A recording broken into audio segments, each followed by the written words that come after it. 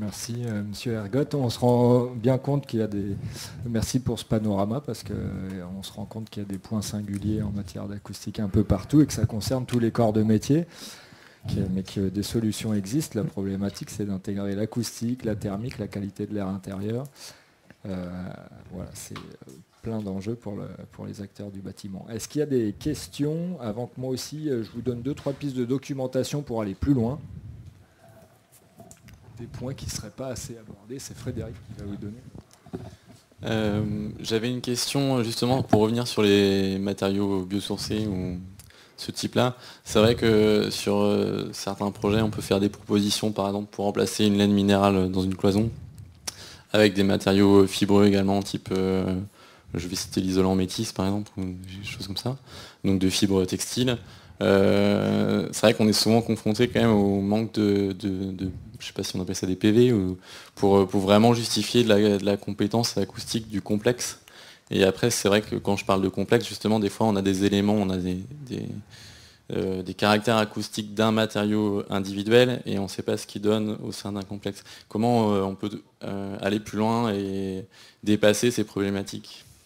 Alors, les matériaux, en particulier les isolants, pour l'acoustique, ne peuvent difficilement être testés seuls. Donc c'est la différence avec la thermique. La thermique, vous savez qu'à partir du moment où vous allez mettre un matériau dans un mur, il suffit de connaître sa propriété de résistance thermique, enfin de transmission thermique, pour déjà avoir une bonne idée de ce que ça va donner. En acoustique, on a besoin de travailler sur des systèmes.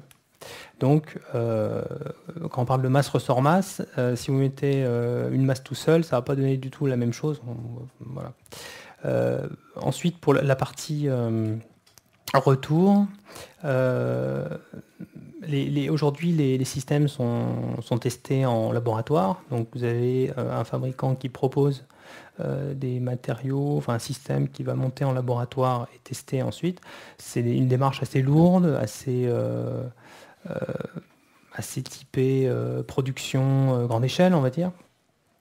Et ça va vous donner des propriétés qui vont être surtout validées de manière assez précise. Parce que bon, il faut vous dire que l'acoustique, selon les appareils que vous utilisez, la façon de mesurer, vous pouvez avoir des écarts assez importants. Et d'ailleurs, entre laboratoires, on se rend compte qu'il y a de plus en plus d'écarts, on se rend compte qu'il y a des écarts et des fois qui posent des questions. Mais il est possible quand même de tester les performances sur même des campagnes générales en faisant des mesures assez simples et sur des réalisations in situ. On n'est pas obligé de passer en laboratoire. Le laboratoire va vous donner une validation officielle avec un document pour justifier votre produit auprès d'un maître d'œuvre. Et puis si jamais vous avez des problématiques après de résultats, vous pouvez toujours dire mais moi j'ai un produit qui est validé. Par contre, une démarche peut être faite, et ces démarches ont souvent été engagées, c'est le cas de la construction bois, de faire une réalisation, faire des modifications, et puis avoir finalement un outillage assez simple pour faire des mesures qui sont finalement toujours les mêmes. C'est-à-dire faites du bruit au-dessus, faites du bruit en dessous, vous mesurez entre les deux, et vous avez la mesure. Ça sera moins précis, mais ça vous donnera des tendances. Bonsoir. Ça Ma question revient sur la durabilité des matériaux résilients. Parce qu'en définitive, le contrôle il est fait quasiment quand le bâtiment est neuf. Qu'est-ce que ça donne 10 ans plus tard? Est-ce que les qualités acoustiques sont toujours conservées ou est-ce que ça se dégrade avec le temps? C'est une très bonne question. Justement, j'ai eu l'occasion d'en discuter avec un de mes collègues qui est spécialisé dans les problématiques antivibratiles. C'est un petit peu comme tous les matériaux, on peut se poser la question. Le mieux, c'est d'avoir des études dessus. Et il existe des études, certains fabricants ont réalisé des études de durabilité avec des tests en vieillissement accéléré pour vérifier.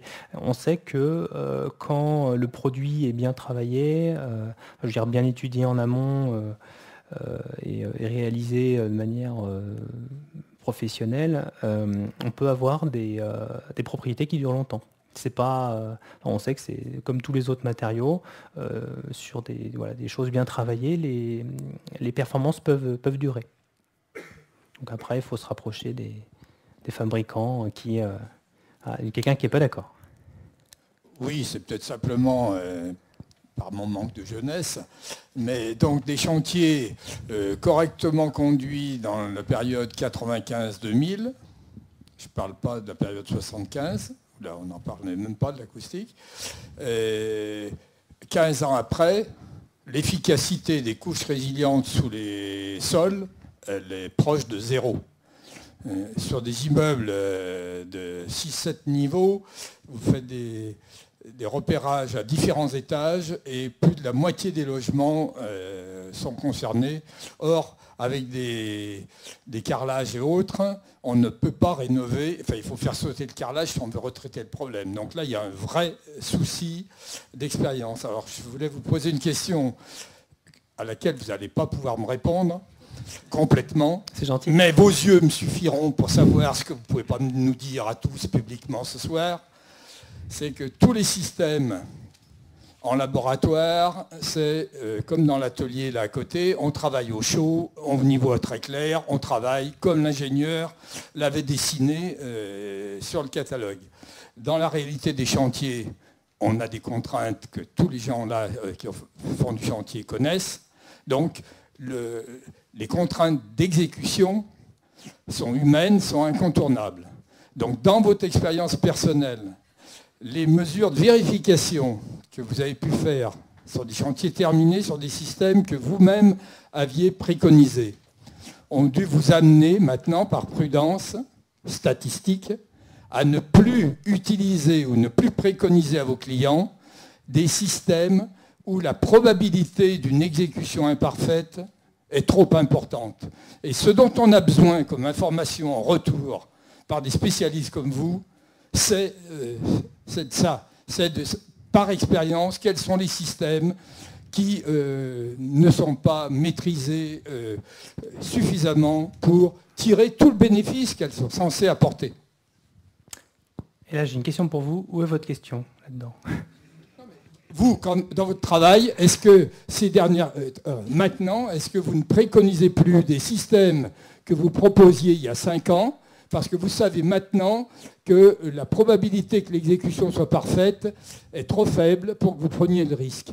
Non, je ne vais pas le répondre comme ça. Alors, je ne sais pas si je vais vous décevoir, mais je suis tout à fait d'accord avec vous, déjà, sur le fait qu'on ait beaucoup de cas où, de toute façon, on le sait très bien, hein, un laboratoire, le mot même de mesure en laboratoire montre bien que ce n'est pas une mesure in situ. Donc on a forcément des écarts. Ces écarts sont de toute façon pris en compte dans nos calculs. Heureusement, on a toujours un retour là-dessus avec des écarts plus ou moins grands. On met même quelquefois même le produit et le PV directement en cause en disant non, ça paraît bizarre quand même vu le système utilisé d'avoir ces performances-là. Pourtant, ça fait beaucoup l'objet en certains types de fabricants, à des gigahertz, de PV d'essai, ce qui est un peu désolant, c'est-à-dire qu'au lieu d'avoir des solutions types qui fonctionnent bien, d'aller vers des améliorations qui sont comprises et acceptées par tout le monde, on reste sur les mêmes choses, voire même on réduit les épaisseurs, on réduit les performances, et tout ça en affichant les mêmes, on réduit pour nous la matière en affichant les mêmes performances. Donc là, on se dit c'est un peu fort quand même. Donc oui, on essaie d'être le plus vigilant possible par rapport à ça. Et donc par rapport au système non préconisé, de mémoire, j'en ai pas comme ça d'exemple en tête. Par contre, ce qui arrive souvent, c'est qu'on apporte des grosses conditions et oui, qu'on précise, attention, ce type de système-là, c'est annoncé comme ci, comme ça, très bien, mais on sait qu'on a des problématiques importantes dans tel type de mise en œuvre et avec des conseils de mise en œuvre derrière. Donc on est en conseil par rapport au maître d'œuvre pour lui dire, cette solution-là, ok, c'est annoncé, ça peut fonctionner, mais attention à comment vous l'employez. J'espère que j'ai répondu à votre question.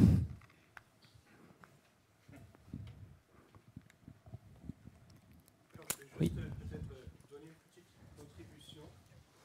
Moi, je suis Patrick Reinert, architecte, et je m'intéresse beaucoup à l'acoustique. J'ai un peu de bruit dans mon entourage, et le plus grand miracle, c'était l'achat d'un casque Silent, Bose ou autre. Et j'ai appris que l'année prochaine, une start-up américaine va sortir sur le marché des petits modules ou bidules, on va dire, qui sont mises dans la pièce et qui apportent du silence sur 20 mètres carrés à peu près. Alors, du silence ou du bruit? Non, du silence. C'est le contre-bruit, en quelque D'accord. sorte. Alors, je voulais juste dire que voilà, le monde va changer et les problèmes d'aujourd'hui ne seront pas les problèmes de demain.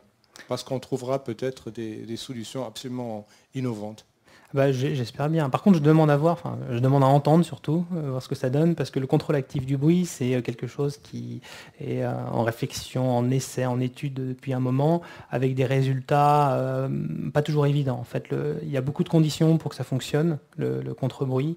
Généralement, il faut une zone d'action très limitée, ça marche bien sur des fréquences stables, donc du coup, le bruit de manière générale n'est pas sur une fréquence stable, donc c'est pas évident. Si certains des personnes présentes étaient au salon Batimat, au dernier Batimat.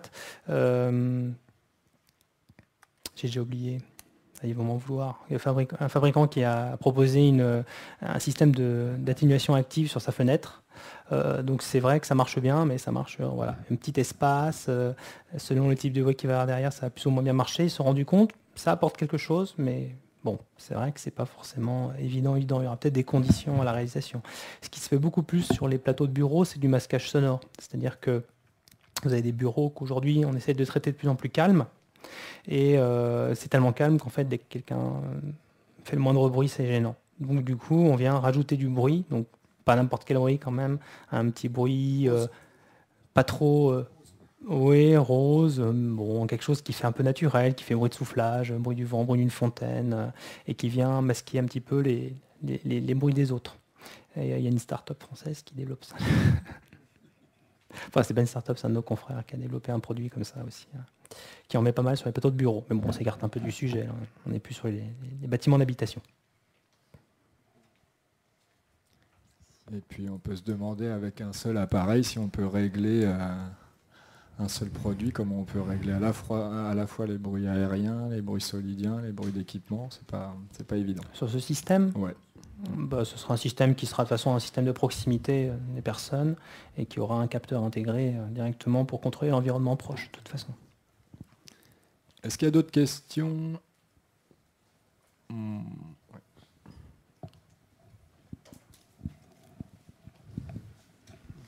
Merci bien. C'est pas une question, en fin de compte, c'est pour répondre à monsieur ou par expérience. C'est que le bureau d'études comme le vôtre amène des solutions. Il y a des professionnels qui sont ici, qui amènent leur savoir-faire. On va prendre les grilles de ventilation phonique et ainsi de suite, des petites de choses, les parois verticales. Mais c'est vrai que ce que vient de dire monsieur est tout à fait réel. C'est-à-dire, sur le chantier, on n'a plus les mêmes entreprises qu'on avait avant. Donc il est vrai que quand on est sur le chantier, il y a une information qu'il faut donner au chef d'entreprise, au conducteur de travaux et à la personne qui va faire le travail. C'est pas évident. Ce type de formation ou d'information, il faudrait le reproduire aux gens qui sont sur le chantier, plus basique. Mais leur montrer l'incidence qu'ils font sur le chantier est important. Moi, je suis pas mal de mes chantiers. Mais il est vrai que c'est terrible. C'est terrible de faire... Il n'y a pas grand-chose, en fin de compte. Il y a beaucoup de choses, mais il n'y a pas grand-chose à faire respecter. Mais le peu qu'il y a à respecter, c'est très, très dur. On peut faire une dalle béton nickel. On peut mettre un assour hyper comme il faut. Mais le mec qui remplit sa bétonnière de ça pour faire sa chape, s'il se chope un galet, s'il le voit, il ne l'enlève pas, il va faire un point dur. Et vous allez rêver, vous allez faire des tests. Et nous, qu'est-ce qu'on fait? Je pense que la formation aussi doit être plus, chez nous, pas de problème, mais sur le chantier. C'est très dur actuellement. Moi, je fais de la formation tous les jours, indirectement. Moi, j'ai un certain âge, je vais bientôt partir à la retraite. Mais moi, je fais de la formation aussi bien chef d'entreprise, conduc et ouvrier, gentiment, mais c'est dur, mais c'est dur, mais c'est dur. Alors, je suis tout à fait d'accord. Et c'est sûr que cette problématique, une problématique de formation qui est plusieurs niveaux. Vous avez une problématique de formation, une formation continue, c'est-à-dire le fait que les personnes qui sont formées derrière continuent à être formées, qu'on n'ait pas un changement d'équipe qui fait qu'on n'a plus les personnes formées qui vont travailler sur le projet, donc c'est une information générale. Mais maintenant, bon, c'est quelque chose qui n'est pas forcément évident à maîtriser, d'avoir toujours l'équipe bien formée pour. Et bon, on a quand même tendance, malheureusement, à considérer que les problématiques acoustiques, c'est finalement pas grand-chose. Je veux dire, si le bâtiment s'effondre pas, ça va. Voilà. Vaut mieux un problème de bruit qu'un problème structurel. Mais bon, à force de penser comme ça, on risque de négliger voilà, toutes les problématiques acoustiques. Ça soulève aussi une problématique de mission, puisque l'acousticien souvent est un garant au niveau de la conception, mais on intervient de moins en moins en chantier et de moins en moins au contact avec les entreprises et par les employés qui réalisent pour leur dire attention là, faites pas comme ça. Et j'ai fait encore dernièrement des visites où j'ai pointé tous les endroits avec le chef. Ça n'a pas été suivi, parce que est-ce que lui l'a transmis derrière, je ne sais pas, il aurait fallu qu'on ait toute l'équipe qui soit là tous ensemble à regarder ce que je pointais pour qu'ils fassent les choses telles que je leur indiquais. Donc voilà, c'est une problématique vraiment existante, importante, et à plusieurs niveaux. Et nous, on est prêt à aider là-dessus, si toutefois, voilà, on nous confie les missions qu'il faut.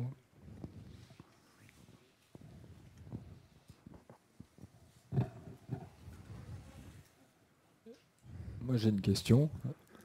Est-ce que on cite souvent notre retard en France en termes de prise en compte de la thermique dans le bâtiment par rapport à des pays comme sont souvent cités l'Allemagne, l'Autriche, la Suisse par exemple. Est-ce qu'on a aussi ce retard-là d'après vous sur l'acoustique et si oui, d'où ça vient? Alors on a parlé de la formation peut-être des équipes. Est-ce que c'est parce que la politique publique est mal faite? Est-ce qu'on pourrait du coup envisager des aides financières à la prise en compte de l'acoustique, par exemple?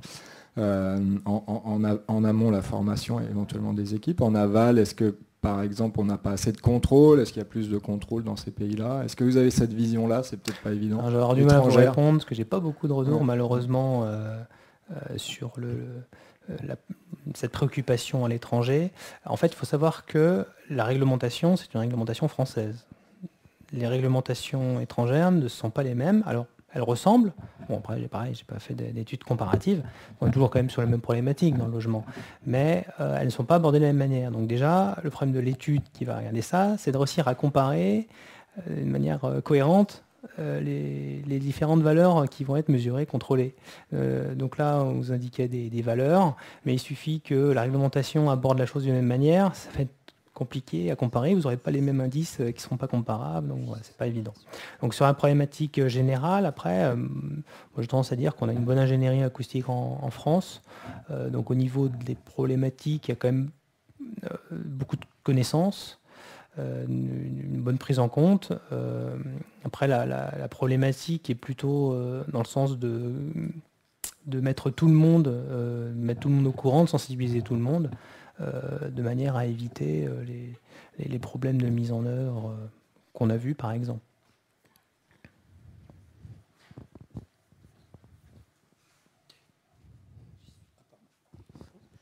Et sur cette question-là, moi, il me vient à l'idée un point qui m'avait frappé il y a 40 ans. En Allemagne, en Suisse, en Autriche, les interfaces entre les corps d'État, c'est là qu'est la réflexion et qu'elle est réglée depuis très longtemps. Les problèmes de vide sous les portes palières, ça fait éclater de rire quelqu'un au-delà des Alpes, quand on va vers le nord. Parce que le menuisier fait le tour de sa porte. C'est-à-dire, on n'attend pas que le client ait les moyens de s'acheter un seuil que le promoteur n'a pas mis en place. La menuiserie allemande, c'est comme une porte de Mercedes. Il n'y en a pas un qui pose la porte et l'autre qui pose le seuil. C'est un tout.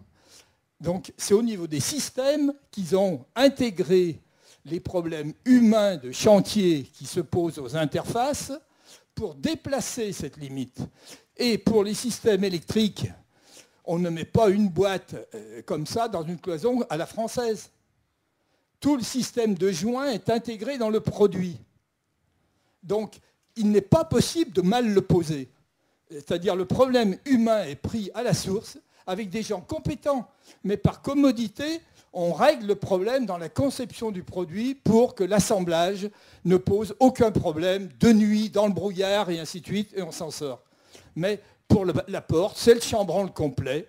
Ce n'est pas une huisserie, puis quelqu'un d'autre viendra faire le seuil. Et c'était le sens de ma question tout à l'heure.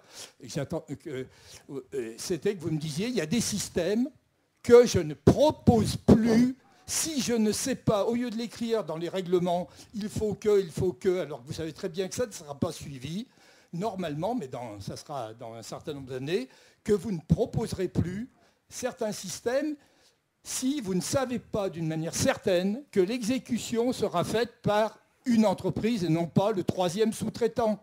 Ça ne sert à rien de faire de la formation au chef de chantier. Il ne sait pas qui va faire le boulot le lendemain matin.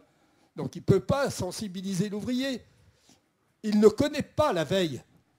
C'est ça la réalité de nos chantiers. Donc on est obligé d'aborder différemment les systèmes pour prendre en compte le facteur humain et adapter le système de construction à la main-d'œuvre que l'on a à disposition. Et non pas l'inverse, sinon on n'y arrivera jamais. Oui, donc en fait, si je comprends bien, vous aviez tout à l'heure la question et la réponse, du coup. Non, j'attendais de voir non, mais dans votre parcours professionnel. je plaisante. Alors, mon parcours professionnel, c'est gentil de vous en préoccuper. Pour moi, ce qui est le plus important, c'est mon rôle et, si vous voulez, mon poids aussi dans la maîtrise d'œuvre. Alors, mon poids dans la maîtrise d'œuvre, c'est rien. Quand vous regardez les honoraires, les missions, mon poids, quand je vais avoir derrière l'économiste, bon, moi j'entends généralement très bien avec les économistes, mais l'économiste va dire « Ah oui, d'accord, vous aimeriez bien passer avec la porte machin qui est tout réglé avec le joint inclus. Ouais, mais bon, on ne pourra pas passer en économie, on va faire la première économie là-dessus. » Bon, je suis tout à fait d'accord.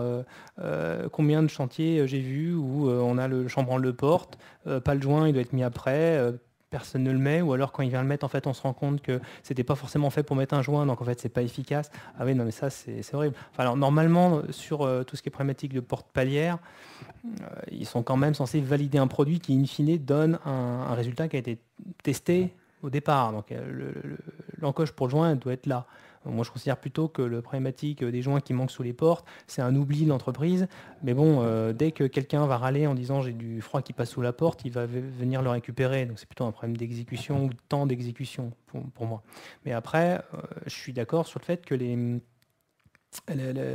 la problématique acoustique doit être intégrée dans les produits directement et dans les systèmes de pose des produits, d'avoir un système de contrôle général en disant, qui va éviter tout simplement d'oublier de mettre un joint quand il faut mettre un joint. Donc là, c'est des choses évidentes, on va dire c'est même du bon sens.